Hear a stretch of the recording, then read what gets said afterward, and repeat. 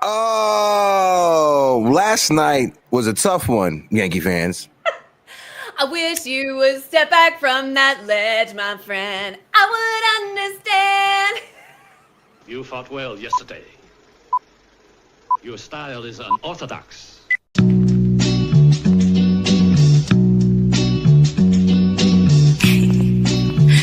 Scorpio.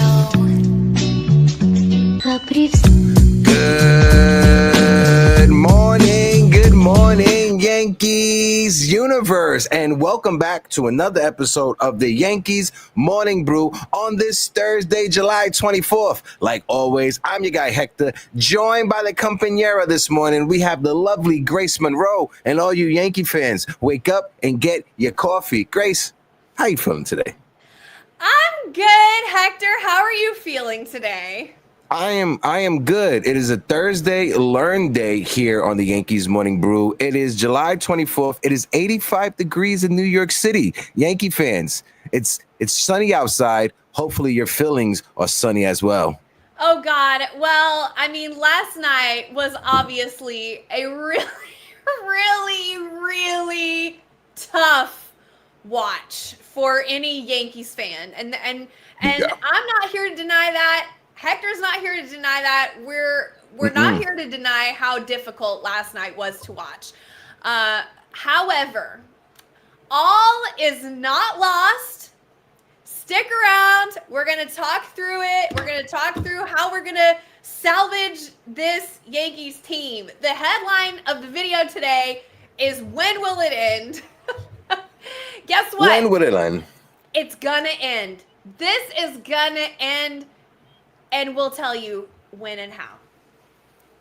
Well, hopefully it does. Folks in the chat, we already got over 30 people that's watching us collectively. If you guys can, as you walk in, hit that like button, hit that subscribe button. When it comes to subscribers, Grace, we are at 5,591 subscribers. We are 9 subscribers away from 5,600. We are getting close to 6,000. So if you guys are tuning in, if you're watching us, if you haven't hit that subscribe button, hit that subscribe button and support us over here on Uptown Sports TV when it comes to the Yankees Morning Brew and all the great content that we are putting out on YouTube and all of social media platform. Let's do a rundown real quick and let's shout out the chat before we continue. We have Ali Rowe in the building. Arika Rowe, how you doing? Our friend Tina is in the building, one of the best moderators that are out there on the interwebs. And like Tina put in the chat, folks, this is a great Discord channel. Make sure you guys join the Discord. My man Delulu Yankee fan says, I'm only here to cope. Brother, that's what today's episode is. Today is a therapy session. It is Thursday Learn Day here on the Yankees Morning Brew. Nathaniel Crenshaw is in the building. My man Old Sarge is in the building. Eddie Snaps, how you doing? Justin Custodio is in the building. Jose Medino, mi hermano's in the building. Shout out to Hector. Richie Squires. Jonathan is in the building. Grace, I'm going to toss it over to you. Shout out to NY Yankee Girl as well. Number 33 in the building. Johnny Boy, rest in power, Hulk Hogan. Wait, what happened? Hulk Hogan passed away? Wait, what? No way. What? No way. What? No way. No way. Oh, my God. Wait, what? Hulk Hogan passed away. Really? Oh, my God. As of 27 minutes ago, TMZ reported that Hulk Hogan has passed away. Oh my gosh. Wow. I hadn't heard that. Wow. Oh my gosh. Our childhood is going up in flames, Hector. Our childhood is going up in flames. Ozzy and now Hulk Hogan. This is crazy. Theo, Hulk, and Ozzy. Wow. Wow. Oh man. Well, this is a good way to start the show. Back to these Yankees. Not to laugh or anything like that, but rest in peace to the late Hulk Hogan and his family. Thoughts and prayers. Wow, I did not expect us to start the show like that, Grace. Yeah, that's crazy. Yeah, absolutely. Wow. You know, he did a lot of things, but he was a true icon, a legend. Made an imprint on millions and millions of people with his entertainment. So, wow, rest in peace for sure. That's crazy. Oh my God. Woo! Well, Yankees. Let's do it. Let's bring it back to the Yankees. Last night, okay, we had the rubber match between the Yankees and the Blue Jays. The Blue Jays, who had recently grabbed first place in the division from the Yankees. The Yankees, with a 3-game set, had the chance to leave Canada in a tie for first place. Lost the first game, obviously, came back and won the second game, and then last night was an absolute calamity of errors.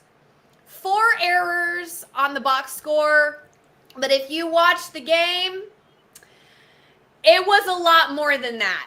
Okay, it was a lot more than that. It could have easily been 7 scored errors, and beyond that, the missed plays and etc. I counted about 11 total. Yeah. And it was horrible. All over the diamond. And Hector, I wanted to say, this is the vent part of the show. I wanted to say that last night for me was actually, and I'm not being crazy here, I actually found it harder to watch than Game 5 of the World Series because, or was it Game 6? The 5th inning, was that Game 6? I can't remember. I blocked it out. It was Game 6? Okay. Then it was harder for me to watch last night because, and hear me out, hear me out, y'all, because the errors were all game. Okay, it wasn't all concentrated in one inning that got busted open and it snowballed, and then that was a horrible inning like it was in the World Series. This was like a death by 1,000 cuts, death by 1,000 errors over the course of the entire game. They were coming from Cody Bellinger. They were coming from Jazz. They were coming from Ben. They were coming from JC. They were coming from Max. They were coming from everywhere. It wasn't just a few plays that went awry. This was a overall vibe of the whole game. It was awful. And with that being said, I'm ready to go to the hot corner. Oh, before you go to the hot corner, I just want to add one more thing, and I'll toss you to the hot corner because this is something that I saw on Twitter. When the Yankees are playing this bad, sometimes I don't feel like making graphics, and I know that may be super lazy, but hey, I'm in a feeling this morning. But Chris Kirshner, he put something out on Twitter that I wanted just to highlight real quick. This was from an hour ago. Kirshner says defensive run save is the public stat that Aaron Boone points to as being the best one to measure defense. Last year, the Yankees position players accumulated 10 runs saved. Judge and Torres alone combined for -20. This year, the Yankee position players are at 6. Dominguez is at a -7. Last year, the Yankees position players had an 8 outs above average. This year, they have -7. So when you're looking at the analytics, when you're looking at the metrics, if you're a team that loves to preach analytics and metrics, if you're the Yankees front office, you have to see that number when it comes to your defense, and you have to start sounding the alarms, Grace Monroe. We are going to July 31st, next week, Thursday, literally 7 days from now will be the trade deadline, right? And this is something I mentioned on Jason's show, and I think I mentioned it on Tuesday when we were talking. When I was at the Yankees, when I was in Atlanta covering the Yankees on the road trip, I was walking through like the corridor and like the media area, and Susan Waldman was having a conversation with one of the the radio personalities from the Braves, and she said the Yankees spent all this money to bring in Max Fried. You did an amazing trade for Cody Bellinger, but then you decided to have piss poor roster construction around that. You cannot have that. If you're trying to make your way back to the World Series, if you're trying to compete again for a position in the postseason, you cannot just mismanage your roster going into the season, hoping that a third baseman will fall on your lap. And with that TED Talk being done, I'm going to send Grace Monroe to the hot corner.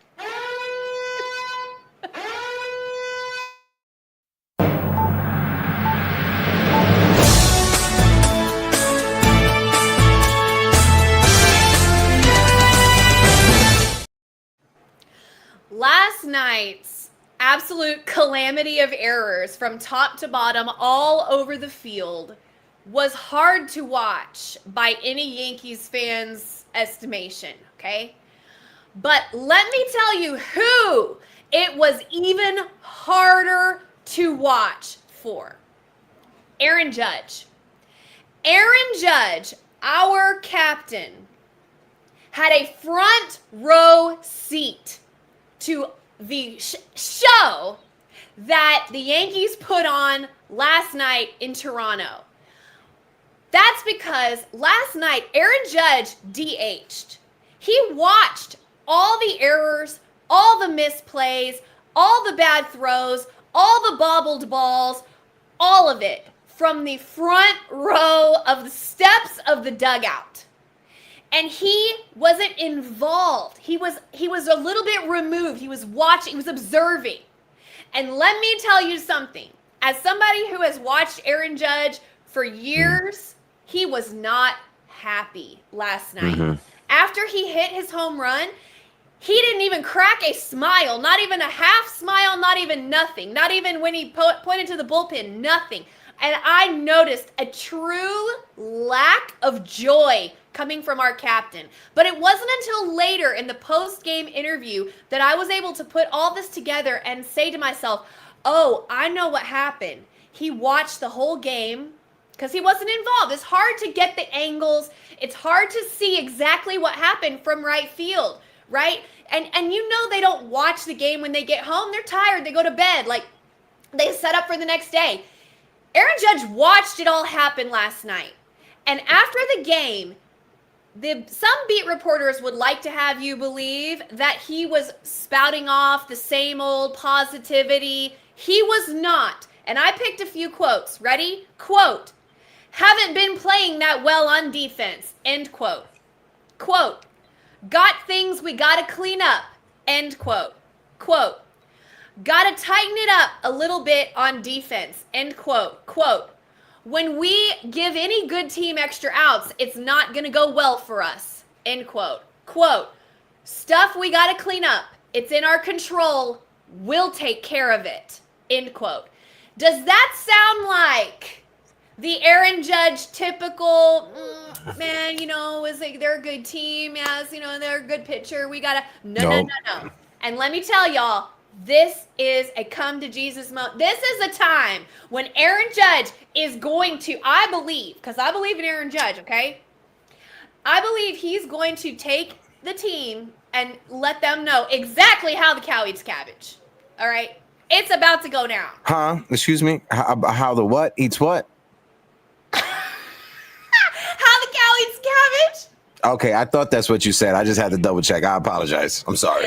That means he's going to let them know exactly what's about to go down and how it's going to go. Y'all never heard that one? That's how the cow eats fucking cabbage, y'all. Mark that and make that a t-shirt. Shout out to the chat. But no, I see everything that you were saying. You were hitting it spot on because sometimes I disassociate, right? So if you were saying what you were saying and I disassociated or I covered my eyes, if I didn't know that was coming from Aaron Judge, I would have thought that was from Aaron Boone because that sounds like an Aaron Boone response. Not fully throwing your guys under the bus, not protecting them 100%. And I get it when you're losing the way that the Yankees have been losing since the beginning of June, right? Since Oswaldo Cabrera has won on the IL. Let's just be frank and let's be honest with each other. Since that Kansas Royals series, the New York Yankees have been a borderline 500 team, and there's been moments that, like, the second game where you think like on Tuesday, okay, they're gonna get out of it, right? They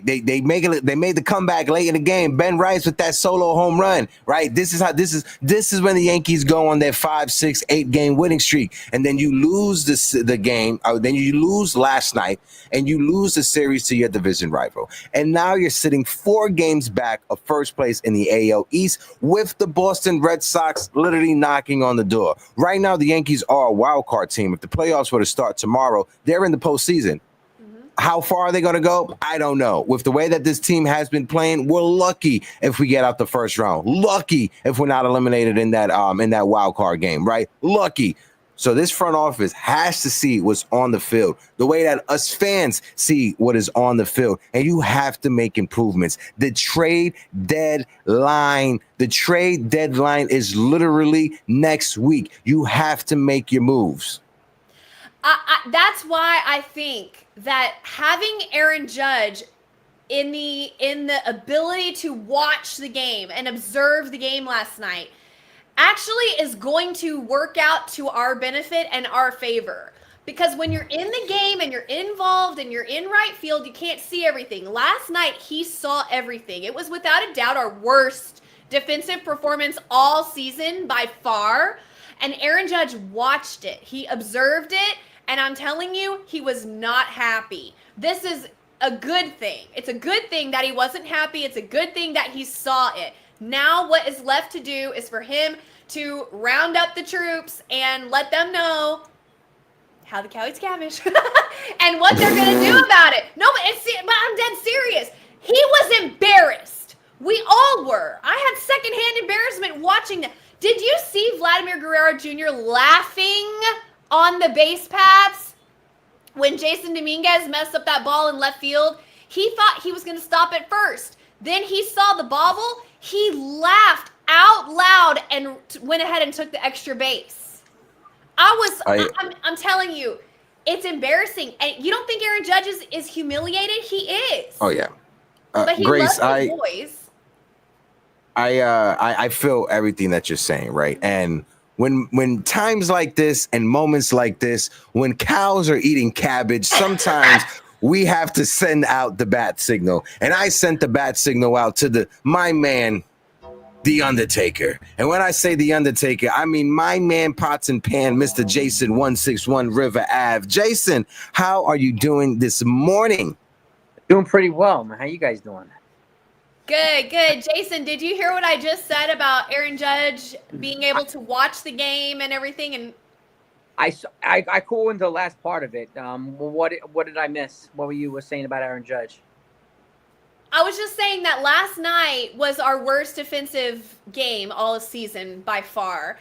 And what I think is going to be a positive to come out of last night is that because Aaron Judge was DHing and he wasn't in right field, he wasn't involved in the plays, and he had a front row seat to the calamity that happened on the field. He watched it all, and he was not happy after the game. I feel like I'm not trying to put words in his mouth, but I could just tell, in my opinion, that he had a little bit different attitude in his post-game comments. He was focused, and he seemed like he was going to be about business. So that could be a positive to come out of last night. The fact that Aaron Judge was an observer instead of in right field. That's a great point. It really is a great point. And you know what's crazy is the good and the bad of those 4 errors, not one of them was Anthony Volpe. True. Yeah. Right? Crazy. Yeah. And that's part of what I was saying earlier that was crazy was it was coming from all over. You know, it was just a bad game. It was a bad night, but it was coming from, look, nobody is going to come up on this show and say Cody Bellinger isn't an amazing defender. Oh, amazing. Yeah. Amazing. We all love him, right? He had a mistake last night. It happens, you know, but anyway, Jason, go ahead. What you were going to say. I was just going to say the same thing. It was just even the great defenders have off games. Even great hitters have off games. And it seems like in the Yankees universe, when it rains, it pours sometimes. Right? Oh yeah. And it's pouring right now. It is pouring, and I said this on a stream last night too. Is I don't think the Yankees are cooked. I think a lot of the Yankee fans are cooked. Mm-hmm. Right. So and it's okay. It's a justifiable feeling to have that, and I get it. We all bleed the pinstripe blue. We want the Yankees to get better, and I think what we don't know right now is one of the things that's frustrating us is what the Yankees are going to do at the trade deadline. They clearly need to make moves, but we have no idea who the sellers are. Mm-hmm. Right. So, and as much as I want Cashman to just say phone call, send me your guy over, it doesn't work like that, unfortunately. I wish it did, but he can't do that. And there are some players, and I got to give you a shout out, Grace, because you made a comment of the day. It was a bold take of the day. You were willing to offer Jason Dominguez for Stephen Kwan yesterday. I love Stephen Kwan. I got down off my chair when I saw that. I love Dominguez. I said, that is the bold take of the day right there. So, thank you. But Jason, I knew that was going to shock people because everyone knows how much I love Jason Dominguez. Yeah. But come on. I mean, I want to win a ship. Well, yeah, and again,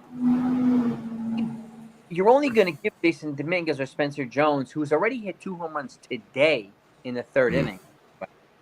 Yeah, 12 on the season. Thank you for bringing it up. Yeah. Yeah. Well, 12 at AAA. It's crazy, man, in like 3 weeks. So, but you're only going to give up a guy like Dominguez for a controllable bat like Quan or J-Ram or something like that, or a controllable arm. You definitely don't give up a guy like that for rental play. So I could see logic. You saw what Stephen Kwan did at the All-Star game. Oh, my God. He kept that. He's the reason they tied the game, right? Playmaker that the Yankees don't currently have. There's one reason I like guys like Kwan. I like guys like Brendan Donovan because they're gamers, and they would be gamers for a team that seems to lack gamers, right? So, and it's these types of guys that can create havoc in so many areas that I think the Yankees could use one of them, right? Yeah. I like his, but Kwan is a good guy to give him up for, right? If that ever happened. So I had to give you some love for that one. That was a really No, You can't strike him out. He never strikes out, this guy. Yeah. And that's the thing that we are missing from this lineup. A guy who doesn't strike out, a guy who could put contact on the bat. And also he would solve our leadoff situation, which has been a glaring hole ever since Brett Gardner retired. Even though DJ LeMahieu for a couple of seasons was high with the batting average, he was not a true leadoff hitter. He was an actual 2-hitter, and they had Judge in the 2 spot. I think the one takeaway we Yankee fans and content creators and even the media members should take away from this series, and something that should be asked towards Aaron Boone or even to Brian Cashman in the front office. When you look at this series, yes, we didn't hit in game 1. Yes, we had errors in every fucking game that we played against the Toronto Blue Jays. The Yankees had more errors last night than they actually had hits in the game, which is alarming to me, which is shocking. I saw that last night on Twitter. I was like, crazy. Yeah. What should be the biggest alarm is that going into a series against your division rival, you decided in game 1 to sit Cody Bellinger, and in the deciding game in game 3, you sat Giancarlo Stanton. Yeah. When the Yankees need to win games, you need to have your best hitters in the lineup, which is right now, which is Aaron Judge, Cody Bellinger, and Giancarlo Stanton. There should be no reason in a 3-game series when you are trailing the Toronto Blue Jays now by 4 games, right? You're facing the Blue Jays. You're 11-18 against the AL East. There should be no reason 2 out of your 3 best hitters are sitting in 2 out of the 3 games. That makes no sense. Yeah. And all due respect to Aaron Boone and all these guys, but like, this was a winnable series. It was a very winnable series that the Yankees' sloppy play cost it for them. The Yankees players beat themselves, right? More often than not. And against a team like that, we're not going to beat good teams like this if we play like that, right? And you need to get guys that are going to maybe shake things up or fundamentally lock things down a little bit better on the infield or whatever it might be. And the infield defense seems to be the most problematic component on a consistent basis, right? So, who they get, I don't know. We talked about some of these guys last night. Like, we just don't know. And we don't know what they're willing to give up either. Like, but I asked the question last night, too. As much as I love Suarez's bat, he can hit all these home runs. But what if he cost the Yankees 5 games with his glove? Mm-hmm. What about the... Right? Because that could very well happen. And then what... I was just about ready to really... whistle a different tune about Ben Rice at first base. He looked so good a couple days ago. And then last night was just a tough game for him. And yeah, some of the throws that were made to him were really, really tough plays.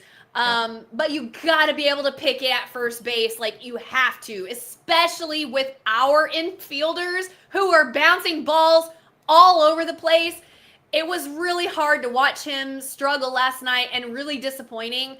I was wondering why Paul Goldschmidt wasn't in there with a lefty on the mound, knowing where the ball is going to go, knowing how the fielding is going to go. You got to have somebody anchoring first base who can catch balls that are being thrown erratically. I was very shocked that after Ben had some struggles, they didn't replace him with Paul. I mean, I don't know if it would have mattered at that point, but Hector, you're saying like when the game is on, when the division's on the line, the series on the line, you got to have your hitters in, and I'm like, you got to have your defense in. Like, true. We're hitting. We are hitting. Our offense is not the problem. It's our defense. And how could you not put one of the best defenders, arguably on the team, out there in a rubber match for the division? And I like Ben. I'm not saying anything bad about Ben. I like him. Same. It was a tough game. It could have been an anomaly. We don't know, and we have the benefit of hindsight. Like, we saw what happened. Now we get to judge. It's not that easy to make the call. But that was confusing to me. Yeah, no, same. I'm right there with you, Grace, when it comes to that. Folks, we got over 120 people in the building watching with us collectively across all platforms. If you're on Instagram, if you're on Twitter, if you're on TikTok or Twitch, click the link in the bio and jump on over to YouTube to join the great conversation. Smack that like button. We're sitting at 25 likes. Guys, if you can, drop a super chat, hit that like button. It helps when it comes to paying the bills and keeping the lights on, and it helps when it comes to the YouTube algorithm, right? Something else that I wanted to throw on is with Ben Rice, when you're a team that's trying to compete for your division, when you're a team that's trying to make it to the postseason and get to the World Series, sometimes you can live with rookie mistakes, and sometimes the rookie mistakes, they're costing you, or sometimes the young sophomore mistakes are costing you. Ben Rice, I just want to let everybody know, it is July 24th right now. Do you know what Ben Rice got his call up last year? June 18th. I bring that up to say this. It's literally just been a little over 12 months that Ben Rice has been playing first base in professional games. He didn't play first base in any games at any level until last year in the major leagues. So I want to, not saying you, Grace, I'm just saying in general, while having the conversation, I want to be graceful when it comes to Ben Rice. But at the same time, when you need to win games, like you said, Grace, are you willing to live with these development mistakes? Or do you say, hey, Ben, we know your bat's on fire, but you need to sit down. We need Paul Goldsmith in his defense. That's where you get stuck between a hard place. Go ahead, Jay. And the learning curve at the major league level is the hardest learning curve. Like, teaching somebody to swim. Yeah, I'm going to send you to the Navy SEAL boot camp. Like, And by the way, your infielders who are going to be fielding the ball to you, they're going to be throwing it all over the fucking place. So here you go. I mean, you're right, Jason. Yeah, it's the hardest learning curve in the world. By the way, and a non-baseball related, rest in peace, Hulk Hogan. He just passed away. Yes, we saw. Yeah. So these came in threes: Ozzy Osbourne, Theo Huxtable, and Hulk Hogan. So rest well. Yeah. But this is I mean, and again, you're also the turf on Toronto. The ball moves a hell of a lot quicker than does Yankee Stadium. That's a little component of reaction time. And again, these guys have a split-second reaction time to react to a ball that's hit 115 miles an hour. Mm-hmm. Make the right move. It's easy to see it from TV, like, oh, we could have made that play. Well, being on the field, that's a hell of a lot different. Yeah, that ball comes screaming at you. That's why people, it's hard to feel the ball hit by Judge and Stanton. They hit the ball so damn hard. So I think that's another component too with the learning curve that these guys have to undergo. But you're right. Like Ben Rice he's learning at the highest level there is. The highest level there is. Mm-hmm. When it comes to the team right now, bullpen, starting pitching, lineup construction, infield defense, there's a lot of holes that we have on this team. I don't think one or two or three pieces are going to automatically fix the issues that are going on with the New York Yankees, right? One thing that we can fix that can help this team immediately is preparation. Now, if Aaron Boone wants to come out and tell us that he didn't play Cody Bellinger in the first game or Giancarlo Stanton in the last game because in Toronto, it's a turf, you want to get your guys extra rest. Cody Bellinger has the back. Giancarlo Stanton is lower body. If that's your excuse, come out and let us know. But I don't know if Aaron Boone is going to come out and let people know that that's the reason why he sacked Cody Bellinger and Giancarlo Stanton during a series that is a must-win series chasing a division rival.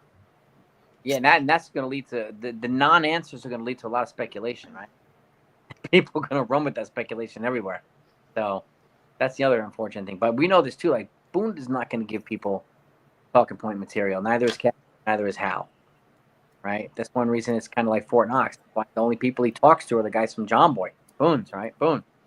So it's just that's just the way that it is in Yankee land, unfortunately. And it's frustrating, but at the same time, it's understandable why they don't give people material to run with. People get to run with it and they take it into this completely different universe. And then all of a sudden it morphs into conspiracy theory. What the hell did that? What? You're like, because we hear that more often than not, right? So it is what it is. That's the way it is in Yankee land. So it's not a mosquito's nest here. You're dealing with Japanese killer hornets every day. Yeah. Every day. And you know, as somebody that is around the team and sits through like the press conference, some of these questions are very repetitive. It's like, I will ask, but I'm just saying hypothetically, if the three of us is there, I will ask Boone a question. Jason will ask Boone the same fucking question that I asked him, but he would word it differently. And Grace would do the same exact thing, but just word it differently. It's the same question, just worded 3 different times, and everybody wants a different answer for each question or a very animated answer, right? I get it. We're all frustrated, right? As Yankee fans, as Yankee content creators, as folks that follow the team, I can tell you right now, the media members are frustrated as well. People are frustrated with the product that is on the field. Us arguing all the time, trying to find blame, it's not going to solve the issues that is on the team. All we got to do is hope that this front office, Brian Cashman, and the minions that he has surrounding him when it comes to the calculators and the computers and the laptops and the iPads, that hopefully they can all come together and figure out a game plan that can improve this team past July 31st. That's the one thing that we can hope. I wish we can get a player that would make the job easier. Right. What happened, Jay? You broke up a little bit. I couldn't hear you, Jay. You get a player that would solve these problems so that the manager doesn't have to solve them. That's why I like these gamer type guys. The manager just can sit back and look, he's answering so many questions I don't have to answer now. Right? And I wish we had players like that because we don't right now. Unfortunately. We know, has a special connection with Judge, and so I get that. But this is why I'm in favor of a guy like Quan or Brendan Donovan, because these guys, it's self-explanatory. You watch these guys just make it happen on the field. Like, men don't have to ask the question on these guys' behalf because they're answering it on what they're playing on the field, right? I think if we can get some players like that, it would help. So that we don't have to listen to Aaron Boone's answers constantly or Brian Cashman's non-answers constantly. But what's tough is, like they said on Foul Territory yesterday, if you guys caught that video with Cameron Maben and what's the Mets guy? What's his name? Todd Frazier? No, not Todd. Oh God, he was. Anyway, somebody in the chat, drop it in. I know y'all saw it. They were talking about who is it with? You said Cameron Maben? Cameron Maben, yeah, on Foul Territory, and they were talking about Aaron Boone's comments on John Boy, how he said, "I don't care what you want," and whatever, and it was some Mets guy. Tyler, no, what's his name? Oh God. Anyway, it doesn't matter. You'll find it. He was saying that he had some really insightful comments, I thought. And he said basically the fans want to see their emotions mirrored back to them in the manager or in the players.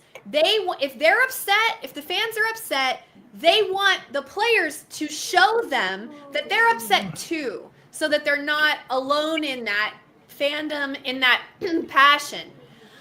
But here's the disconnect. Players have to go out and play the game the next day. Yeah. Trevor May, okay, I was right with the team. You was close.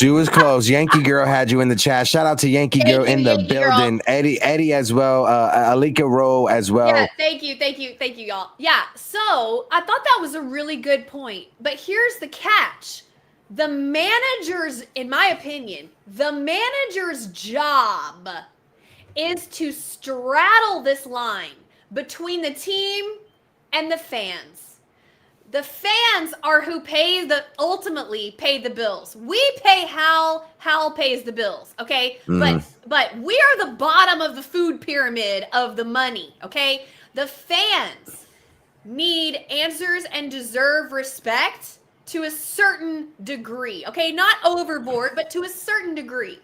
The manager's job, in my opinion, is to straddle the line between the fans and the players. So yeah, I go to bat for my players, I protect my players, but also I hear the fans, and I'm gonna tell you some things that you want while still protecting the players.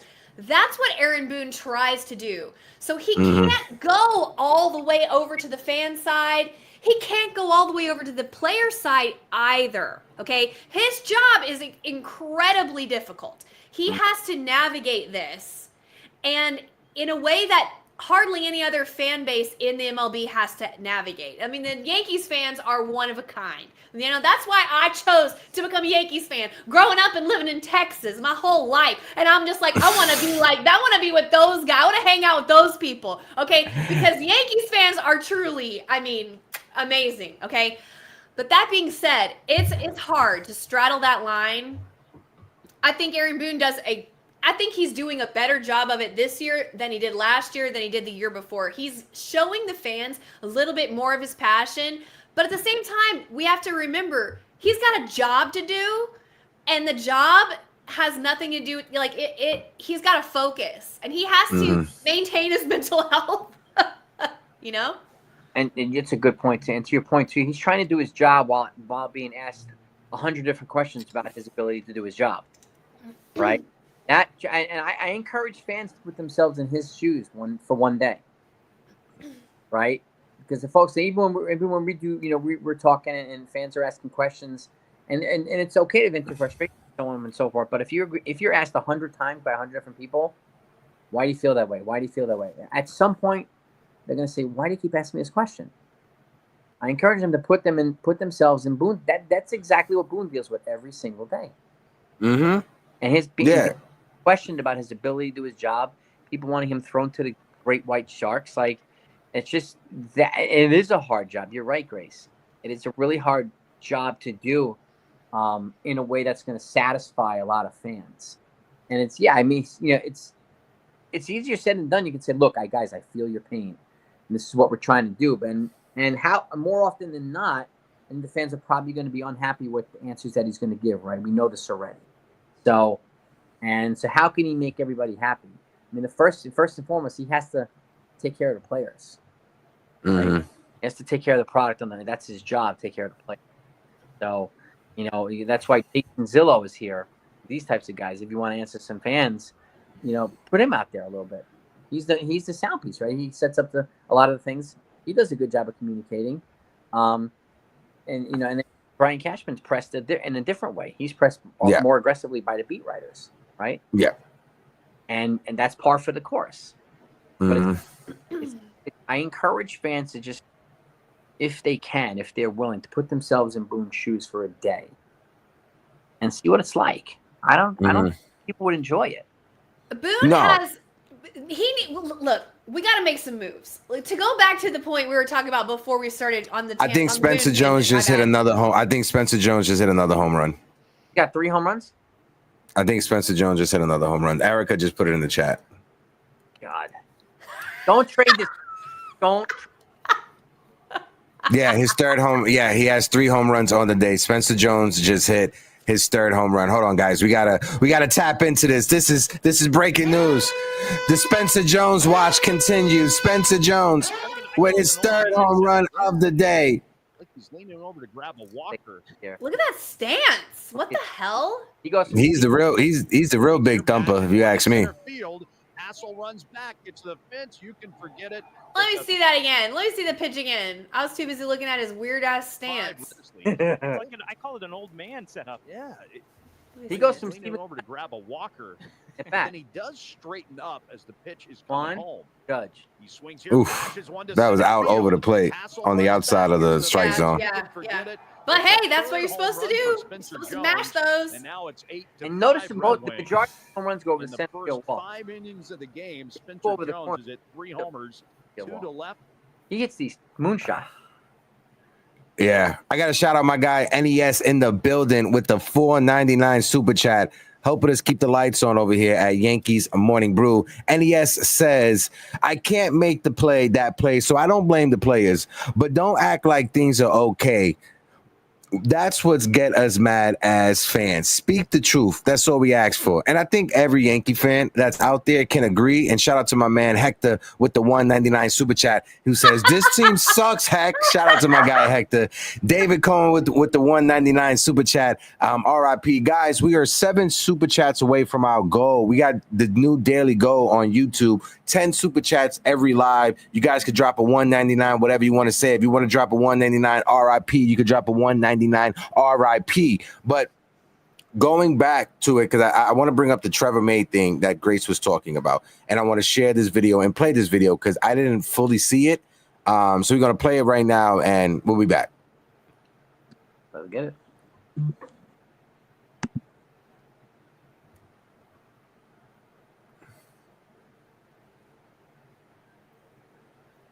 Can't hear it. Of that being the coaching staff front office. Oh, I'm sorry. Let me replay it. Sorry. I thought you were fixing it. I'm sorry. Sorry. They are mad, or they are angry, or they are like, what's going on, or confused, or they just want some reassurance. They want that same energy from the people that talk about the game and the people who play the game. You can only give so much of that, being the coaching staff, front office, and the players. So the players giving a little bit of candidness, saying, hey, guys, I don't want to be here. If you can give them a little bit like, I hate this too, and then give your canned answers like, but I'm focusing on this thing. I need to go look at the game and figure out what needs to change because I don't know right now. That's not enough for everybody sometimes. But that is what you have to give at times. The fans want to know that the players feel the same way. Yeah. I don't think any of us are going to disagree with that as fans, right? And this is one thing this is an epiphany that I had over the past couple of days, right? And you could use this when it comes to people, how you look in celebrity and just pop culture and pop, whatever you look. You got to realize that baseball players and people that are in the front office and the managers of the teams, they're not here to like save your life. They're not here to like change the world for you, right? All they're there to do is to win baseball games, right? That's all they're there for. Aaron Judge is going to be here today, and in 5, 6, 10 years, Aaron Judge is going to be retired. They will be another person that fills the footsteps, we would like to believe, fills the footsteps of Aaron Judge, right? When you look at these players, when you look at these teams, when you look at the front office, when you look at the manager, do not invest. I don't want to say invest your all when it comes to them, but just understand that they're just tools for the organization to win baseball games. That's all they are. So there's a lot of people that are Aaron Boone stans or fans or Aaron Boone supporters and Aaron Boone haters, and same thing with Brian Cashman, et cetera, et cetera, et cetera. Just understand that they are here to be tools for the Yankees organization to win baseball games. You just hope that Brian Cashman and the nerds that he has around him, the guys with the clipboards, they could just come up with the proper solution next week, literally 7 days away, to improve this team, because the team that we have on the field right now, this is not a World Series team. This is not a team that is better than the team that was in the World Series last year. To start the season, we thought it was because everything was healthy. Our bullpen was healthy. Our starting rotation was somewhat healthy minus Garrett Cole. But when the month of June came, Oswaldo went down. Fernando Cruz got injured. Luke Weaver got injured. Mark Leiter Jr. is on the IL right now. There's a lot. Ryan Yarborough, who was one of our best starting pitchers for the span of like 2 to 3 weeks, he's on the IL. So this is a sinking ship right now with the New York Yankees. To your point, if I can add to yes, that. Aaron Boone has stands. If you didn't know, check him out on Twitter. It's called #Booney Stands. I wish players and coaches and managers not ejected for showing frustration and emotion like they are. So, you know, you like there are situations we want players to show more emotion, but they do, but they're thrown out of the game right away. Boone and Blake were ejected after some bad umpiring calls. Like, yeah, Jazz was ejected for having passion, in my opinion. He's been ejected for that. He didn't even do anything. Why are we penalizing the players for showing emotion that the fans want them to show? So, and I think the best place to show it is on the field, not the post-game press conference, right? So, And that's the. I wish it wasn't the case, but it is. And I mean, look, that's just the way the game is now. So. Look, I want to say, we make a couple moves. 2 weeks from now, we could be singing we'll be whistling a different tune. Okay? We get some arms up here. We get a third base up here, and we are going to be cooking with gas. That's why I'm saying, don't jump off the ship. Don't say we need, not y'all, but I'm just saying to the ether. Don't say the Yankees need to sell, for God's sake. I saw people last night on Twitter losing their minds saying that the season was over and the Yankees need to sell. Y'all, I love you. I love you all so, so much. But that is crazy talk, okay? Mm-hmm. That is crazy talk. Aaron Judge may win the Triple Crown this year. Max Fried is dealing with some blisters, some blisties, I know, but he has been incredible. Rodon's having a career year. We've got Cam Schlittler showing a lot of promise. We got Luis Gil on the way back. We got Stroman. We can move to the bullpen or however we need to utilize him going forward. We've got Yarbrough coming back. We are going to make some moves. Cashman is out there trying to get something done right now. I know it. A couple of arms and a third base with our offense going down the stretch. Giancarlo's getting hot. Like, yes. Y'all, it is not over. It is not over. And guess what? The Tigers just got swept by the Pirates. Swept by the Pirates. And they lost the series to the Rangers. They are reeling right now. The American League is wide open. I don't care if y'all think that's funny or stupid. It's not. The American League is wide open, okay? If the Yankees just tighten up a little bit, get some reinforcements, 2 weeks from now, y'all will be crowding our chat saying, oh, we're headed to the World Series, and I will be dunking on y'all saying, hey, didn't you jump ship 2 weeks ago? Well, you're not invited on the party bus because we're headed back to the postseason, and you are over here, doomsdaying, all right? So y'all just hang on, okay? Hang on. 7 days. It's going to be the trade deadline. Let's wait and see. If after the trade deadline, they haven't made moves.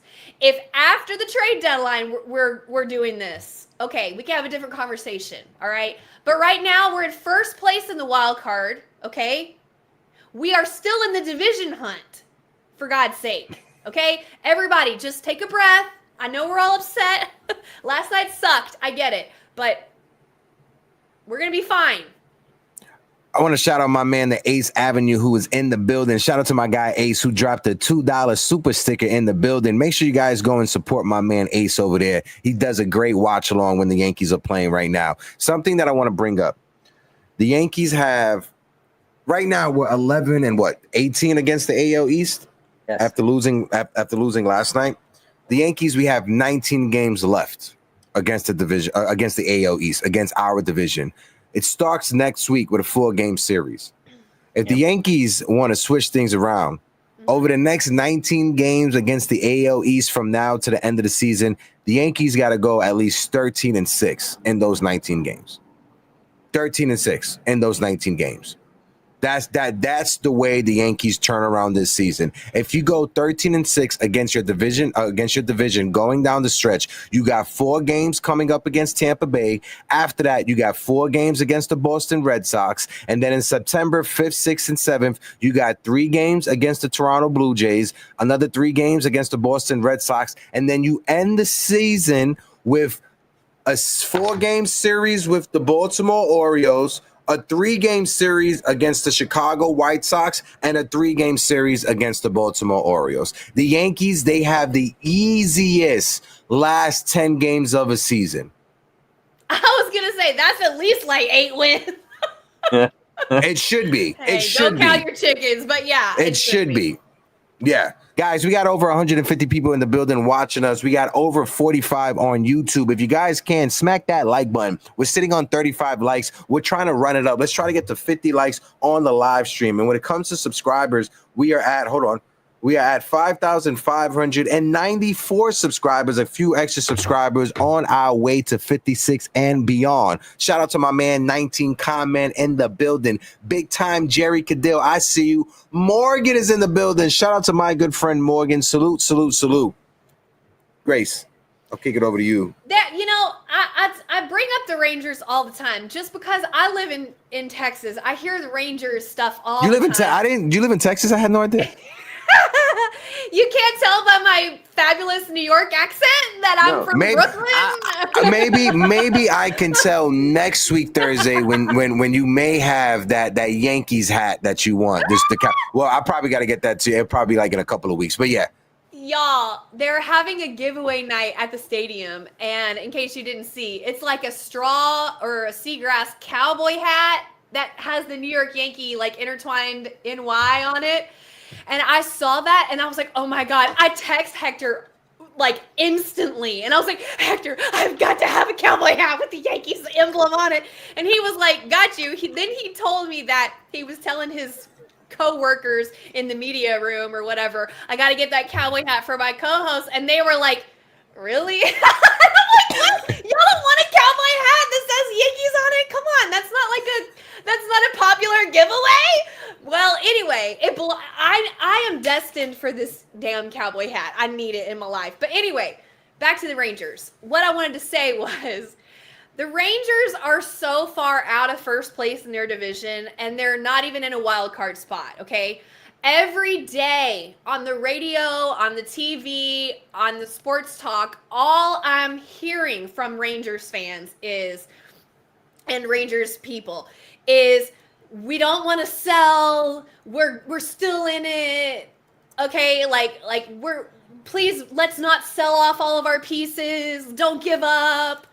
Okay, and they're not even close. They're not even close to where the Yankees are. So it's so funny for me because I hear this kind of attitude, and then my team, my Yankees, lose a game, and everybody is jumping off bridges and saying we need to sell. Like, we have the best player in baseball and we're in the #1 wild card spot, but we need to sell. This season is worthless. We're never going to go anywhere. And then I get in my car and turn on the radio and they're like, the Rangers still have a chance. And I'm like, yo, this is wild.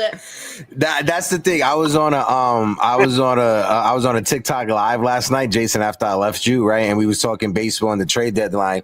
And somebody was like, yeah, I heard the Rangers are trying to trade for Emmanuel Clase. I was like, why the fuck would the Rangers trade for Clase? They was like, they're one game out of the last wild card spot. I was like, wow, that's crazy. And Yankee fans are saying the season is over and we have the #1 wild card spot. Exactly. I think exactly. Oh, we got a shout out Super Dave. Today is Super Dave's birthday. Super Dave, happy birthday to you. Feliz cumpleaños. I don't know any other languages to say happy birthday, but shout out to you. Happy birthday. Celebrating tomorrow at the stadium. Super Dave, I will be at the stadium tomorrow. Make sure you hit me up on Twitter or on TikTok or Instagram, Uptown Sports TV. The link is in the bio. I will be at the stadium tomorrow working media, so make sure you hit me up. I love running down on people, grabbing photos and stuff. The craziest take I heard yesterday, guys, was Aaron Judge was hitting 400. Now he's only hitting 345. And that's because he doesn't care. It's terrible. I'm like, he's 50 points higher than the National League batting leader. 50 points. What are you talking about? He's only 2 home runs behind Kyle Riley. It's like he's just awful. Yeah, Chad, don't on here. Now it's like, oh my God. I know. Only hitting 345. It's just, we're dealing with it's a different universe here that we deal with sometimes. Mm-hmm. And yes, and to be clear, I love it. I love Yankees fans. I love the passion.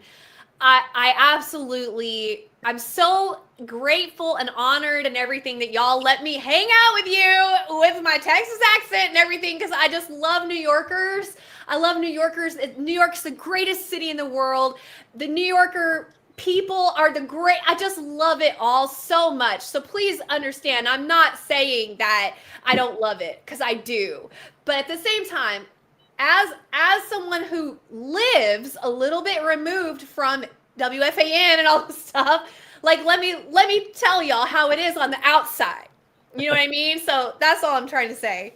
Well, I have a question for you, Grace. Is there a trade that the Yankees can make with the Rangers that would help both teams? Is there anybody that we think that could? So, yeah. I mean, I don't want to do it. What is it, the Martian? How dare you? Yeah, I was just trying to put like X-File music on. That's conspiracy music. The Rangers would, I think, be interested in a first baseman. And they need hitters really bad. Their problem is offense and hitting and stringing together hits. They've got a couple guys on the team that have a lot of slug, but for the most part, they're just not producing hits. And their defense is really good overall. So I feel like the Rangers would be very interested in Ben Rice. I don't know that. This is just my hunch, my opinion.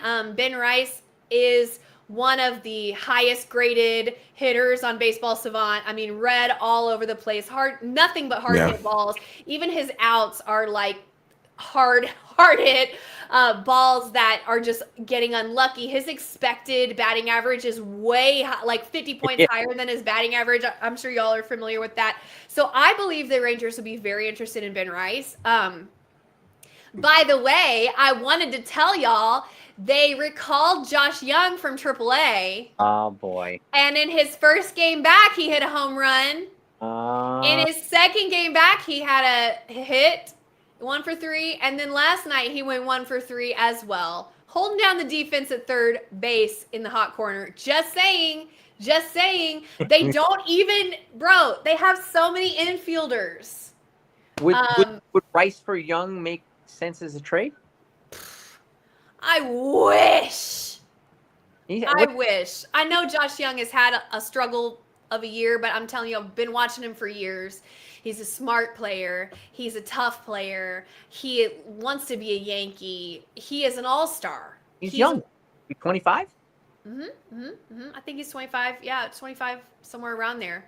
I mean, he's still got control, and he's postseason experience, World Series experience. He's got so much slug, and I would just love him. I told my husband a couple weeks ago when I brought him up for the first time that I said, yeah, I brought up Josh Young on the show, and people said they didn't want him, and my husband goes, idiots. And I was like, I know, he's so good.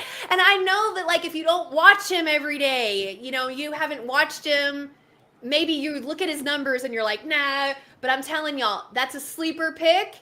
And I think the Rangers would let him go for not too much. I don't even know if it would take Ben Rice. Would you do that, Hector? It's tough because for me, I see what Grace is saying, right? And I don't want you guys to think I'm ignoring you guys over here. I have this video from Ricky Ricardo.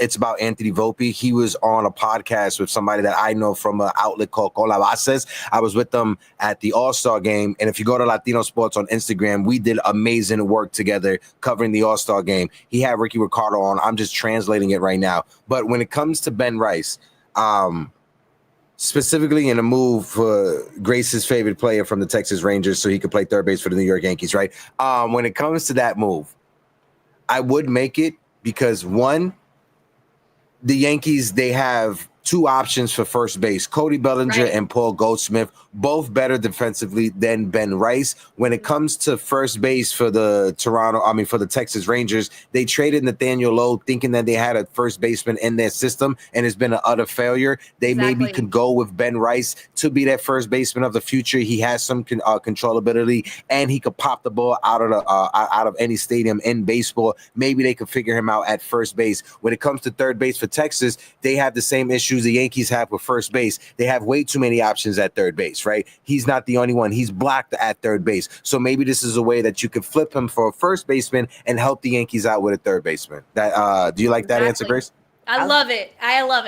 How's his glove? You have a good glove? Josh Young? Yeah, he has. Yeah, he has a. He has a. It's way better than Eugenio Suarez. I'll tell you that.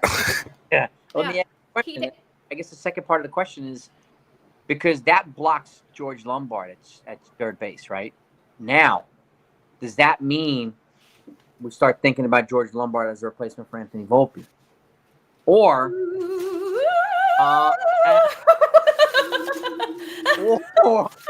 now we're cooking. or do we move on from Jazz after next season? Like, what's a better piece of the puzzle to solve there? I love Jazz. Yeah, me too. Same. I love Jazz. I don't want to move on from him. Please don't Same. go, girl. I love him so much. I don't want him to go. But yeah, I wouldn't. And he's a lefty bat in Yankee Stadium. He has speed. He has a phenomenal glove. His glove is way better than Anthony Volpe. His energy. It's contagious. He's a teammate. I just love everything he brings to the squad. And I wouldn't mind putting a little pressure on Anthony Volpe, kind of like sink or swim time. And then look, it's not personal. It's just it's about winning ball games. If George Lombard's better, then he gets the job. Like, it's not personal. Anthony Volpe can go somewhere else. Or they took that same approach with Oswald Peraza. Volpe beat you out for the job, right? If George Lombard beats Volpe out, same thing. That's it. Same logic you took with Peraza. You got to take with Volpe. Right. At the same time, if Anthony Volpe takes, 2-3 steps offensively and defensively, and then he proves, no, I am the shortstop of the future, then you trade George Lombard Jr. and you move George Lombard Jr. to another position. It's whoever's the best for that position at the time. Like, exactly. When the Texas Rangers had Elvis Andrus coming up, did that stop them from moving Michael Young to a different position? Absolutely not. When they had Ian Kinsler, who was coming up, did that stop them from moving Michael Young from second base to third base? Absolutely not. True. Very true. To me, that's a productive part of the thought process here. I think this is something that you could see morphing into reality and actually make the Yankees better, right? And this is, I think it's a worthwhile thing to think about. But, right? Rice for Young would be, I think, a fun trade. I would hate to lose Rice, but I would love to gain Young. Right. I think I don't know what Josh Young's trade value is right now. But the last time I checked, Ben Rice had like a 11, which is kind of high. So we may be able to get even more back than just Josh Young. I'm not sure. I'd have to look into that. But as far as like what you were saying, a trade that would immediately help both clubs, I do think that would be a fit just because, like what Hector said, Ben Rice, we don't have an everyday spot for him, and he has value, and yet we can't play him every day. Texas Rangers have the same issue. So it makes too much sense. But and y'all have been wanting Josh Young for years. Years. So yeah. I'm telling you, I wish. But if you can get Stephen Kwan, you get Stephen Kwan. I'm just saying. Imagine they went crazy. They got Kwan and Young. So this is what I'm saying. God. Jason, Hector, let me just say, like, 2 weeks into the future, or a week into the future even, all right? Cashman has gone out, okay? Go with me. In a world where Brian Cashman, the Yankees need a third baseman. Yes. And all of a sudden, all right, we're headed in, I almost said September. We're headed into August, and we have acquired, I'm just going to say this is not going to happen. But I'm just saying, we've acquired Shane Bieber, Emmanuel Clase, and Stephen Kwan, all right?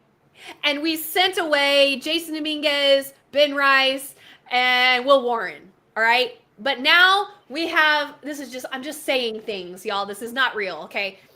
But now we're looking down the barrel at August, September with this new crew. And we're finna go, all right? So you're telling me that after the moves Cashman's going to make, We're not going to be re-energized, revitalized, revamped, and re-strung, ready to head down. Like, we will be. We will be. We just got to get there. Honestly, we need arms like today. Today. We need arms. Bad. It's not Boone's fault that Jonathan Loaizaga goes out there and he can't even get through one inning. And it's not Boone's. Oh, y'all, if I see Scott Efros's face again in a must-win game or in a tight game, I will lose it. I'm like, that poor guy, and I can see that he cares. I can see that he's devastated, and my heart breaks for him. Okay, as a human, but as a Yankees fan, get the fuck out.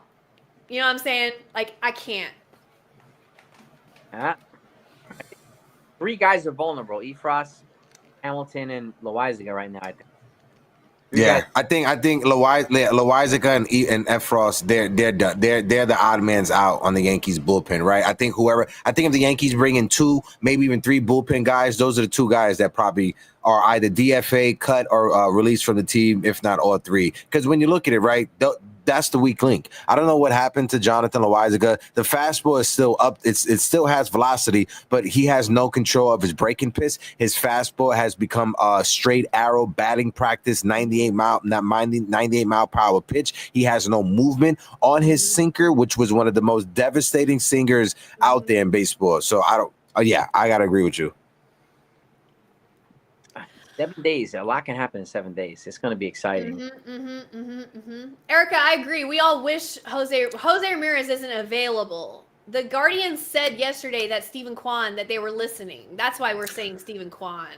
And I brought that up because if you're the Guardians, if you're signaling that Stephen Kwan is available, that right there is showing everyone you're waving the right flag and you're starting to rebuild, right? And there's no reason why you should hold on to a guy like Jose Ramirez during a rebuild. He has a no trade clause in his contract, so he gets to decide where he goes. If he gives a list to the Cleveland Guardians and it's, I want this team, that team, this team, it could be a scenario, Grace, and I was talking to Jason last night. It could be a scenario like Giancarlo Stanton, who just came off of an MVP season, right? Which Jose Ramirez is not, but just to bear with me.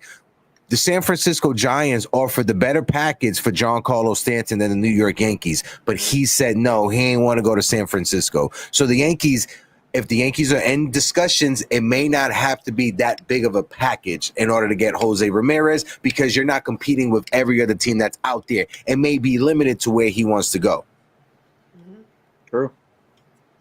I mean, Jose Ramirez and Aaron Judge on the same team is the dream for all of us. True, you know? Obviously, but yeah. Yeah.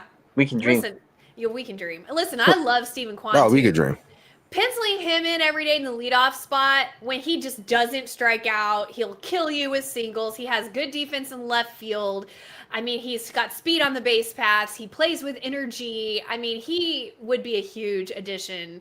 And if you send Jason Dominguez for Stephen Kwan, you would have to plug left field. So it's a left fielder for a left fielder. So it just makes sense. But I just love Stephen Kwan personally. When he was up to bat in the All-Star game. I know the All-Star game doesn't matter, but I was still watching, and they were mounting a comeback, and we had runners on, and who comes up to the plate? Stephen Kwan. I looked at my husband, and I was like, oh, it's over. We're about to get a hit right here. We're coming back. Yeah. And my husband's like, you hate Stephen Kwan. And I go, I hate Stephen Kwan because I hate playing against him. But if he's on my team, now I'm excited. If he was a Yankee, he might be my favorite Yankee. He's so good and underrated. And Erica, I understand what you're saying when it comes to like Stephen Kwan doesn't fix our current issue. I see what you're saying, but it's a good starting point to have when you're trying to fix the issues with the New York Yankees. Because if Brian Cashman is able to flip whatever he can for Stephen Kwan, call up the Washington Nationals, get yourself Ahmed Rosario to be a third baseman, go out there and add an extra starting pitcher. That kind of fixed the problems that are going on with the New York Yankees. One, Stephen Kwan replaces your leadoff situation that you've been desperately in need of a leadoff hitter ever since Brett Gardner retired. 2, you get Almer Rosario to play third base. He's a guy that's hitting 270, solid defense, can play multiple positions if you have to move guys around the diamond. You call up the Pittsburgh Pirates. You try to get Dennis Santana and Mitch Keller for them on the cheap. You don't have to give up top prospect for those guys either. And if you could flip Trent Grisham for a reliever and call up Spencer Jones and move Cody Bellinger to be your first baseman, and in late game scenarios, move Cody Bellinger to left field and do what you got to do, or however you got to do in order to get guys in the lineup, you do that. I love that plan. That's a mic drop. That's a mic drop. And you still keep Paul Goldschmidt as a backup first baseman with Cody Bellinger in left. You got Stephen Kwan in left. You got Spencer Jones in center. You got Aaron Judge in right. That's a solid rotation right there, just from left field to first base. DTN, drop the knowledge. And DTK, what am I talking about? I think that some languages with knowledge starts with the M, so I'll let you pass. You feel me? But it's true. Incrementally, I mean, anywhere you can improve around the margins is going to help the Yankees while they look into the pitching. And obviously the pitching represents the biggest need. Hopefully they can get personnel anywhere where we can fortify the team offensively, especially beyond this year, is a good idea. So, me, like a guy like Juan, that's a good upgrade. And he's got controllable years left on his deal, doesn't he? A couple years. He does. I looked it up, and I think it's through 2027. So two years after this season. More. Oh my God! Jonathan is saying Jeff Passan is predicting Stephen Kwan to the Dodgers. Is that real? I listen. If the only way that happens is that they trade their number one prospect, who is Jesus De Paula, who's an outfielder. I interviewed him at the Futures game. He's a Brooklyn kid, amazing guy, amazing young man, Afro Boricua kid from Brooklyn. He's going to be a superstar. That's the only way that happens. If they trade their number, that would be equivalent to the Yankees trading George Lombard Jr. or Spencer Jones. More George Lombard Jr. than anything. Let me be clear. I'm not saying go out and get Stephen Kwan. I'm just saying Stephen Kwan's amazing. I wouldn't hate that trade at all. It's like he's an incredible player. If you can get him, then it's amazing. But it doesn't address the holes that we need to address. Number one for me is pitching. Number one, right now, arms. That's the biggest thing. If we can only fill one hole, it's got to be pitching, period. So that's the number one trade target for me. Second trade target for me is starting pitching. And third is a third baseman.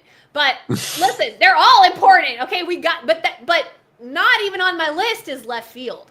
I was just saying that the Guardians said Stephen Kwan's available, and I was like, bro, you just throwing out a hypothetical, because that would be the improvement. As much as I love the Martian, as much as I love Jason Jones, as much as I love El Dominicano, Salami, Machino, I love that man. As much as I love him, Stephen Kwan would definitely be an upgrade. Right now, especially right now, over the next 3 to 4 years, trying to win with Aaron Judge in his prime. I have the video that I was talking to you about. I translated the video for you guys.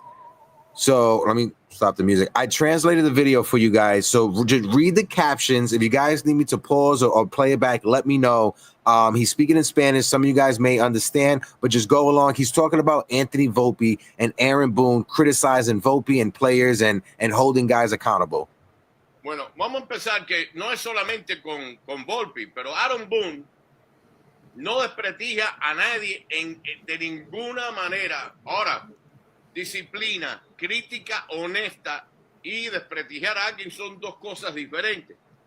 En mi opinión, las preguntas de Meredith Marakovitz tenían mérito, porque Volpe no ha sido el mismo ni con el guante ni con el bate este año.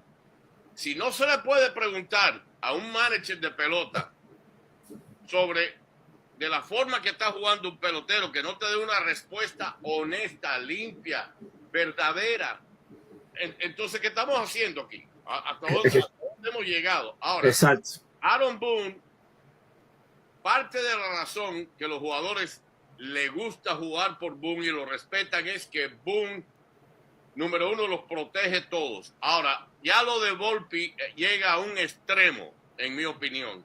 En mi opinión.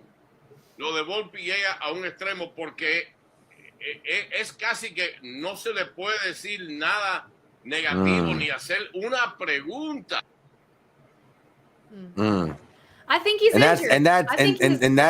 And that's somebody that is with the team, and he literally said the way that Boone protects Volpe, it's to the extreme, more extreme than anything else. It's to the point that you can't even ask him a single question about Volpe. And I love the way that Ricky Ricardo and just old school Latinos talk. It's very passionate, like very romanticized, very, very extreme. That's out there, the way that he was explaining it, but he hit it right on the head, right? The way that Aaron Boone protects Volpe and the question that Meredith Morakovitz asked to Aaron Boone, it had merit, right? Because if you can't ask a manager for a team that why is your player not performing like he was last year, if you can't ask and get an honest question and get a sincere question, then what are we doing?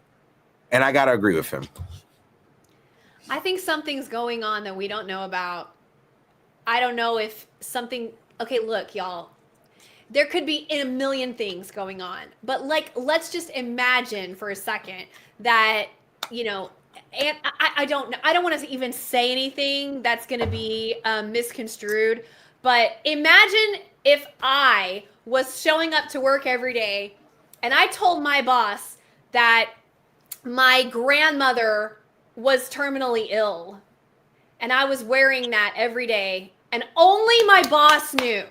Nobody else knew, only my boss. And then they're asking, well, how come Grace is late every day? How come Grace isn't trying? How come Grace is this and that? And my boss knows that I'm barely holding it together because I have this private thing that I'm dealing with. But my boss knows, but he can't tell everyone. He can't say, well, Grace is, you know, stressed out because of this, that, whatever the hell, okay? I'm not saying that Anthony Volpe, okay, listen, I'm not saying that Anthony Volpe is sick. No, I get it. He's There's injured. something going on. I think either he's injured, he's nursing something, and Aaron Boone knows how much pain he's putting his body through every day for the team, and he is extra defensive of that, or something is going on in his personal life. Something is going on, okay? Because like you said, Hector, it doesn't make sense. And it is clearly disproportional to how he acts about the other guys on the team. So that to me signals that there's something going on that Aaron Boone knows that we don't know. And to your folks point, in the chat, we got 198 in the building, basically 200 people watching us collectively. We're sitting at 45 people on YouTube. If you guys can, smack that like button. We're sitting at 40 likes. Let's try to get to 50 likes for the stream. Hit that subscribe button. We're at 5,595 subscribers. Go ahead, Jay. My fault for stepping on you. Go ahead, brother. Great point. I mean, and you would appreciate your boss protecting your privacy, right? And imagine all these people questioning the boss now. Why are you protecting her privacy? That's the same thing that, why are you protecting Volpe's privacy? He's protective of his players, right? And when you start questioning the manager for that type of stuff, you're questioning his sanity, you're questioning his decency, you're questioning all these types of things. And this is why I think sometimes Boone gets defensive, because a lot of times, and I can't speak for everybody, but like, people's questions can be off-putting in a way that's going to try to get a soundbite or whatever it might be. So I understand, you know, Boone wanting to be tight-lipped, and maybe he is protecting Volpe for something. We just don't know. Mm-hmm. It's going to lead to a lot of speculation. So, but I would rather somebody like that protect this player's privacy. And this is one thing, yeah. And I'm speaking from 20 plus years as a martial arts practitioner, as an instructor. You criticize privately, you praise publicly. That's the nature of the game. You always do that. I don't question my students on the mats in front of everybody, ever. Not even my black belts. I don't put them on the spot in front of everybody, ever. Right? I got a video that I want to share. My fault, Jay. Go ahead. My fault. Sorry. Expecting too. I understand the beat writers want to question. I get it. That's their job. They have to do that, right? It's also Boone's job to protect his players. So, I don't think he doesn't have to go as far. I mean, like, let's not lie. Like, Well, let's not go too far. But at the same time, I think that there's something going on. Okay, so it's a perfect storm. It's a combination of a few different factors. I'm a big sister. I have a little brother and I have a little sister. And let me tell you, I would go down for them. Like, I'd be going down with the ship, and I don't give a shit what anybody thinks about me. If I'm protecting my sister's afraid to speak up and say whatever, I'll speak up and I'll say something. And if you don't like me for it, I don't give a fuck. I'm protecting my sister. That's all I care about. And she knows I'm down like that, and my brother knows that I'm down like that too. So there is a feeling that you get when you love somebody, especially if they're going through something that you know about that other people don't know about. There's an inner peace that's like, hey, the media thinks that I'm soft, but I'm not. My players know I'm not. I know I'm not. They can think whatever they want. I don't care. I think that's how Aaron Boone feels. The one thing I would add is I wish Aaron Boone would right now stop calling Volpe elite. Mm-hmm. Okay? Yeah. Because really he isn't elite. There isn't really any category of his profile that's elite. It's good, but it's not elite. So I wish he would stop doing that. But aside from that, I'm full on supportive of him protecting his players, man. Mm-hmm. I got one thing to point out, right? And I want to bring up the video. Shout out to my man Brew Crew that is in the chat. Guys, if you guys can, give my man Brew Crew a follow on TikTok, on YouTube. Brew, I made you a moderator. Let me just double check if you are. Matter of fact, no, I'm going to do that right now. Give me 2 seconds. Add as a moderator, managing moderator. Brew, if you want, drop your TikTok, drop your YouTube in the chat so people can give you a follow on your platforms over there. I want to play this video. This is from when Anthony Volpe injured his shoulder. And I think this is something that we've all pointed it out. Erica pointed it out as well when she was on the show last. We watch him a lot of times. You get overextended, and when he goes down, maybe he felt like a little tweak, a little zap. Boy, from that moment right there, Jeff, Anthony still being in the game. It's certainly best case scenario. You can see right away when he starts grimacing as soon as he made that dive and landed on that shoulder. You can't tell me that there's nothing still lingering from there. When that moment was going on, Anthony Volpe was hitting 260. When that injury happened, I know it was at the beginning of the season, he was hitting 260. For the month of May, he hit 243 with 1 home run. Everybody's like, oh, that's the glove arm. Who cares? And I'm like, what? It's all connected. You can't just That's his left shoulder, which means that, Grace, when he's making the plays, when he's trying to fill the ball, that means he can't fully extend his left arm. He can't fully make the play. Yeah, he has the bobbles and throws in the dirt, but he also has the plays where it bounces off of his gloves because he's not extending himself properly, and it may be because of his left shoulder not being 100%. Also, if I can add something, as a right-handed hitter, which arm gets extended when you swing the bat? Your left. Exactly. Mm-hmm. Yeah, my man Brew Crew, he doesn't. My man Brew Crew, he doesn't just cover just the Brewers. He covers all of baseball, right? And to Jason's point, like you said, you know, his left shoulder is the one that's leading his swing when he's swinging from the right-hand side of the plate. Yeah. Plus, he got hit on that elbow. So it wasn't just the fall that hurt his shoulder. He also got hit on that elbow. I mean, listen, everybody's banged up. I get it. He's not the only one who's dealing with something. I'm not saying that, you know, Aaron Boone is totally justified calling Anthony Volpe an elite shortstop and one of the best in the league. Like, no. Okay, I'm not saying that. I'm just saying I think there's something going on that we don't know. Jason, I'm gonna let you go, just, you know, because people in the chat saying, Jason, where you going? We're about to get ready to wrap things up. Just so you guys know, Jason is on his way to Scranton, Wilkes-Barre right now to get Spencer Jones to bring him to the Bronx for tomorrow's game. That is where Jason is going right now. I just pulled into my car to drive out to Scranton to pick him up and say, dude, you're coming to the Bronx, bro. Right? Jay, last. Go ahead. Get my fault. I'm just going to get some lunch, man. I'm hungry. So. Big Mac with an apple pie. That's what you're getting? Big Mac with an apple pie? I wish. Jay, last words before I let you go, brother, because we're going to wrap things up right now. I think it's important to just breathe, gang. Just like Grace said, you know, we still have 60 games left, and a lot can happen in 60 days. You know, there are teams that are hot right now: the Blue Jays, the Brewers, but that doesn't mean where they're at in July they're going to be in October. So the Yankees need to make moves? Absolutely. What moves they're going to be, we don't know, but I do think, you know, Cashman will be busy. He will bring in some upgrades to this team. We'll just have to wait and see who those upgrades are. And again, and I say this a lot too, the big names aren't always the best fits. Okay? And that is something I can't emphasize enough. The big names are not always the best fits. Right? So I'll just keep those will be my parting words right there. Jason, I appreciate you, my brother. Like always, I'll be at the stadium tomorrow, guys. Jason, send me the bat signal. I may be able to join, you know, from the stadium after the game. All right, brother? Sounds good. Love you guys. I'll talk to you soon. Love you too, big bro.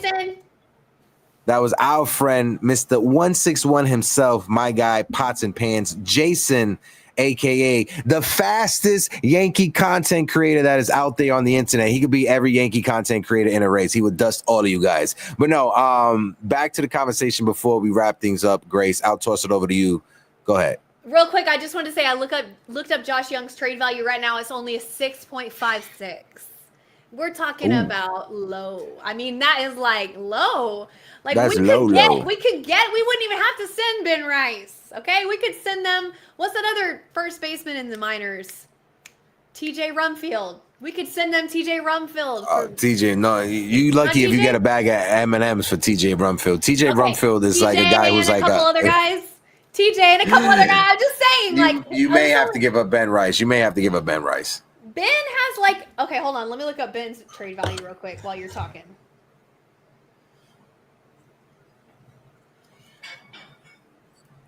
You're gonna and TJ is raking too, but at the same time, he's an older guy, up there in age. Oh, TJ is 7. Yeah. Ben Rice is Ben Rice is a 10. Ben Rice is a 10 right now. Maybe you could get Young and maybe a minor league bullpen arm. I don't know. So Matt Blake can cook up. I don't know. But I don't know. That's a move that would benefit both teams. Like I said, I gave you the reasons why I think it would benefit the Texas Rangers and why it would benefit the New York Yankees. But like I said, I'm keeping my eye on the situation that's going on in Cleveland. Yes. Because I am too.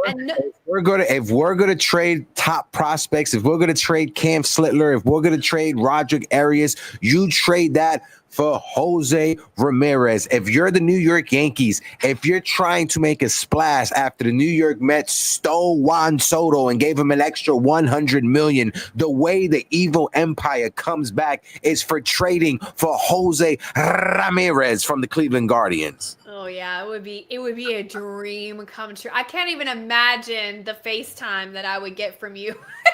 Oh my God, I would lose it. I would lose it if J Ram is back. Grace, how much longer you have that you could rock out? I just want to respect your time because I know it's like 1:27. Yeah, I'm good. A few more minutes. Copy. Just wanted to ask, right? Because I know we're gonna wrap things up. I just want to shout out the chat. Go ahead, Grace. Yeah, go ahead. No, I said go ahead because I know you wanted to say something. Go ahead.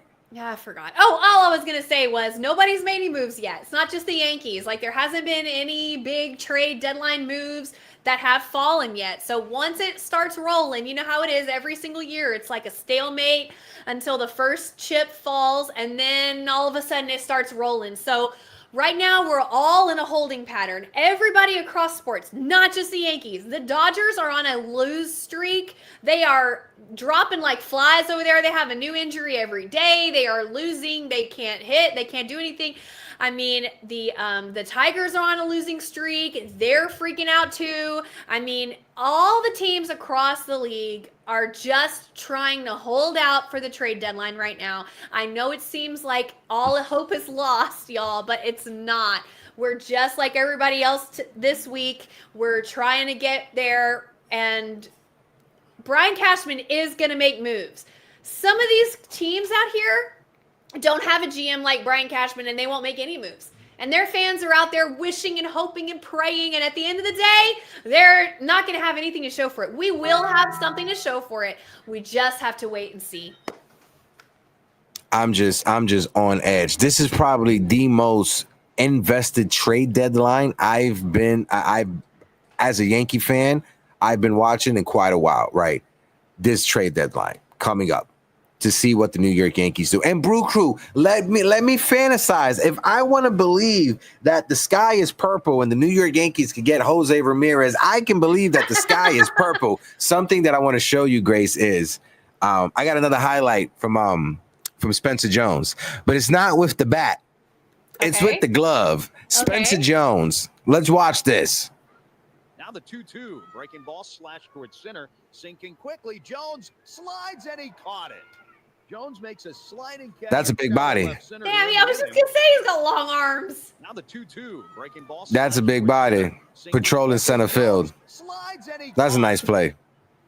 Dude, that's why they say they called Joe DiMaggio the Yankee Clipper, because back in the day, it's such an old reference, but it's like one of those huge old school like pirate ship type ships with all the sails and stuff. That is what they called those clippers. And they said that Joe DiMaggio looked like a clipper in center field because he moved slow, smooth, and he would just like over and make all these catches. He was so lanky. That reminds me of that. Grace, I want to ask you a question because something else happened in last night's game that is being overlooked because the Yankees lost the game. Shout out to my man, Real Bill Pod in the building. How you doing, Hector Grace? I miss you, folks. My internet has been knocked out. Keep up the great work. Real Bill, I hope all is well. I'm glad that your internet is back, and we missed you also. We got over 200 people in the building, guys. Double tap that screen, hit the like button, hit the subscribe button, hit that follow button. Visit us on all social media platforms. But something that got overlooked in the Yankees' disgusting loss last night to the Toronto Blue Jays is the fact that Aaron Judge now has 352 home runs for his career. Speaking of Joe DiMaggio. Yeah, exactly. Joe DiMaggio is right there. When it comes to Babe Ruth, Aaron Judge is 307 home runs behind Babe Ruth. Is there a world? Do we believe? Is there a world, y'all, that you guys think Aaron Judge can pass Babe Ruth on the list? He has 37 on the season right now. Say if he hits 50, that's an extra 13. He's definitely gonna hit more than that. But I'm just saying 13 home runs that will have him at 366. I am a positive Polly, but I don't think there's any way that Aaron Judge can hit 660 home runs in a Yankee uniform. I just don't think that it's possible, just from the sheer amount of years that it would take and how old Aaron Judge is at the time. Right now, it's not personal. He may hit more at a rate, like a percentage wise, or at a ratio or a rate, but I don't think he'll beat that total number. If he's lucky, Hector, if he's lucky and stays healthy, God willing, and there's not a lockout, that lockout, yeah. Then I think he could possibly catch Mickey Mantle. Possibly. That's if he's lucky and there's not a lockout. But I think I'm looking more around 500 home runs for Judgy. Aaron Judge has 6 years left on his deal. If he hits 13 home runs, that would have him at 365. Which would mean he will have 294 home runs to catch up to Babe Ruth. If you divide that by 6 seasons, that's 49 home runs a season. What? Oh my God! Are you kidding?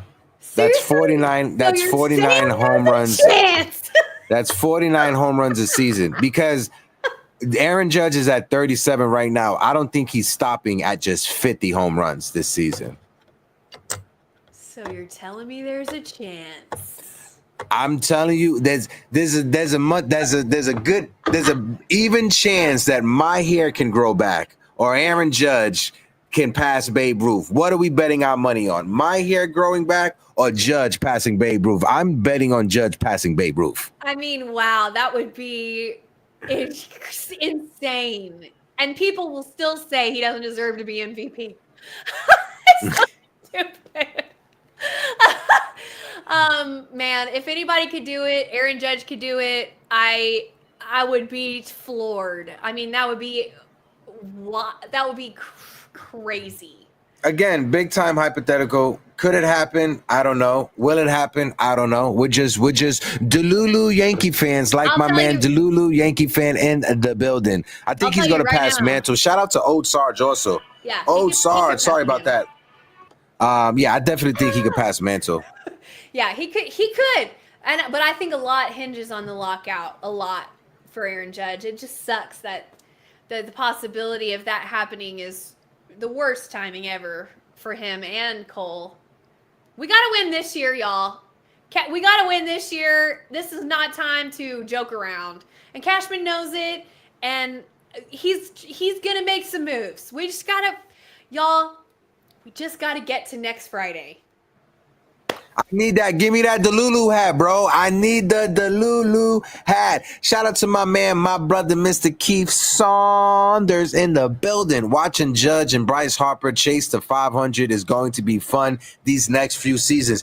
Keith, it's going to be fun and sad. Fun because we get to watch great baseball players. Sad because it means, bro, we getting old as fuck, bro. I remember when Bryce Harper was drafted. I remember when Aaron Judge was drafted in draft night when the Yankees drafted Judge. I looked at Aaron Judge. I was like, oh my God. He's like if Blake Griffin and LeBron James had a love child, that would be Aaron Judge, and he's lived up to the hype. Oh my God, amazing. Wow. I wish we could just jump in a time machine, you know, and see the future, but you know, part of the fun, or actually all the fun, is the ride. Okay, so let's all enjoy the ride. With that being said, we've talked you up, we've talked you down, we talked you back up again. Okay, we're all gonna enjoy the ride. We are New York Yankees fans, damn it. We're the best fan base in sports, period. And we are just going to be here with you no matter what happens. Yankees Morning Brew will be here. So thank you guys so much for tuning in today. Hit the like, hit the subscribe. Oh, facts. Like Ace said, we can't forget Giancarlo Stanton. We're going to be able to see Giancarlo Stanton get to 500 home runs. Big G bringing sexy back. Shout out to Giancarlo El Stanton. I could never forget about Giancarlo Stanton. I want to shout out the chat before we continue. Let's drop the music. What we got? Shout out the chat. Let's shout out the chat. My man, the Ace Avenue. Shout out to you. Salute, 3 capital S's. My man, El Delulu Yankee fan. Big time Jerry Padille. Real Bill Podcast. I appreciate you. Erica Garcia. Yo, Erica, I'm going to send you the live link tonight for TikTok. I'm going to do a TikTok live later to talk about the Yankees. I'll send it to you. If you're free, please join. Ace as well. Grace, I'll send it to you. Maybe we could get Grace on a TikTok. But folks, shout out to my man Eddie Snaps. Everybody who was in the building. If you guys can, hit that like button, hit that subscribe button on your way out. My man, Mr. Keith Saunders, I appreciate you. Who else we got in the building? Old Sarge. Shout out to Old Sarge. Mr. Mark T. Maker. Chris Perez Jr. Chris, it's been a minute. I hope all is well, Mr. Bacon. My man, Mr. Brew Crew. Shout out to my man, Brew Crew. Real Bill Podcast. I appreciate you. Ali was in the building. Shout out to my man Ali. Allah Wise was in the building. 19 comment. Jason Custodio. If we forgot your name, I do apologize. Make sure you guys tune in. Next week is going to be a good one. We missed Nosebleed today. Word. I was just about to say, where's Theo Nosebleed? I didn't see him this entire day. I was literally strolling up to look for him. Where was Theo Nosebleed? Again, shout out to the super chats. Ness, thank you for the $4.99 super chat. Hector, thank you for the $1.99. David Cohen, the Ace Avenue. Guys, thank you for the super chat. It helps us when it comes to paying for the production that we use, when it comes to paying for StreamYard, Restream, Canva, everything we use. We appreciate you guys. But like always, I'm your guy, Hector. I'm Grace Monroe. And this is the Yankees Morning Brew. And we will be back next time. Make sure you guys stay hydrated. Make sure you guys check on your mental health. I will be at the Yankee game tomorrow, Yankees versus Phillies. Make sure you guys follow me on TikTok. I will be live from the field. Arriba the Dirty. Adios. They hate us because they ain't us. Let's go. They hate us because they ain't us. They hate us because they ain't us. We out of here. Deuces. You fought well yesterday. Your style is unorthodox.